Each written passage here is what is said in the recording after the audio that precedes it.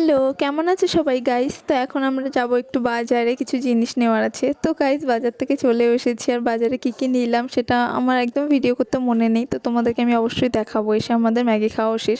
তো এই যে এটা নিয়েছি, তোমরা নিশ্চয়ই বুঝতে পারছো না এটা কি। এই যে দেখো এটা নিয়েছি, এটা মেইনলি নেওয়া হলো আমার জুতো রাখার জন্য। তখন উল্টো পাশে ছিল তাই বোঝা যাচ্ছিল না, এখন ঠিক করে রেখে মা গুছিয়েও দিয়েছে। আর বললো যে উপরে দুটো থাকে, জুতো না রাখতে ভালো লাগবে না দেখতে বলে। তো যাই হোক, এই যে এখানে দেখো অনেকটা জুতো রাখার জায়গা আছে, তো এখানেই ভেবেছি জুতো রাখবো আর ওটাতে রাখবো, সব ওপরের দুটোতে রাখবো না।